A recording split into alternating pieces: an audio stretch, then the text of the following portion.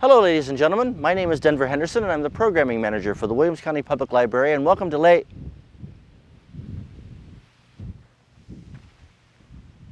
a minute! I did this! Tyson, get me out of here!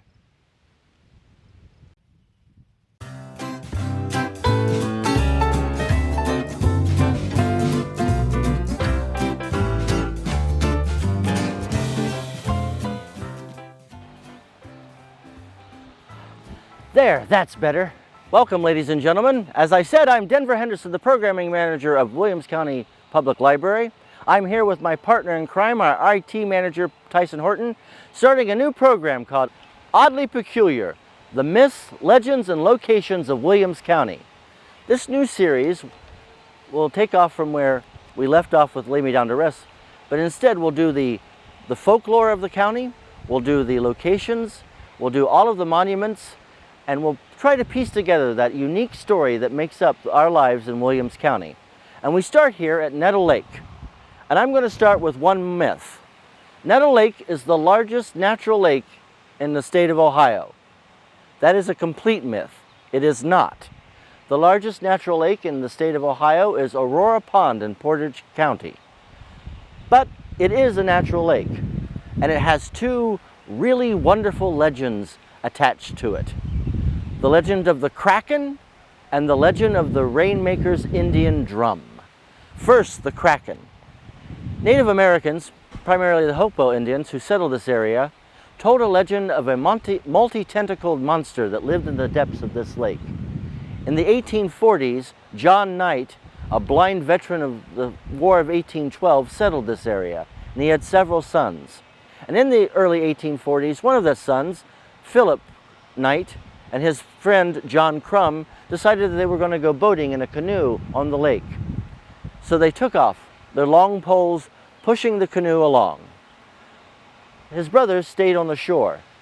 After a day, they realized that Philip and John had disappeared. They found the longboat canoe capsized on the shore, on the far shore of the lake. Another victim of the Kraken? Well, that's what the Knight family thought. And they would tell the tale of how they lost their brother and their best friend to that mythical monster that lives in the depths of Nettle Lake.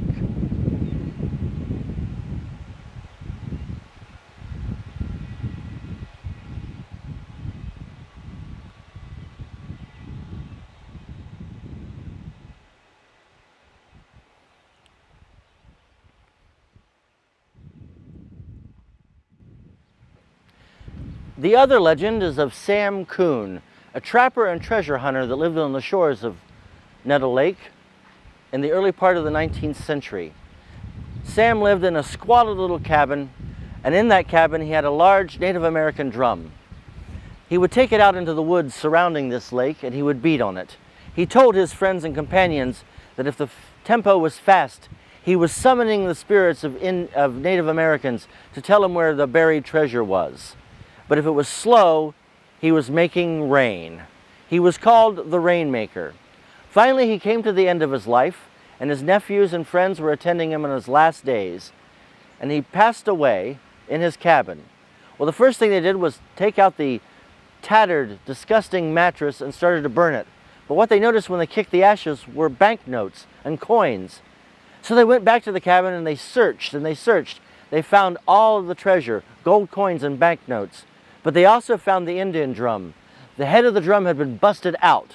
Whatever lived in that drum that gave Sam his power to find treasure, to summon spirits, and to make rain had finally escaped.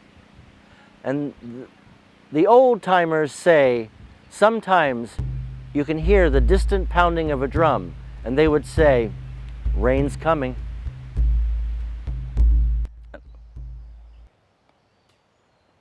"2,000 years ago, the area around Nettle Lake was settled by the first indigenous peoples, the Hopewell. I'm standing here in a mound group just north of Nettle Lake. This area was sacred to the Hopewells because of a small stream that ran here right behind this mound group. They range in the 16 to 30 feet wide. They have been excavated officially, but unfortunately for centuries, They were desecrated by people looking for pottery and for other artifacts. They are, some of them, burial mounds. The Hopewell were unique in that they used what was referred to as exotic materials such as copper and mica to make artifacts. This is sacred ground, and it is also the burial grounds of the first citizens of Williams County.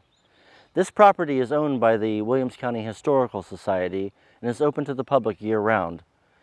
I highly suggest that you come and visit this very unique and beautiful spot. Thank you for watching the first episode of Oddly Peculiar. For Tyson Horton and myself, we'll see you at the next episode.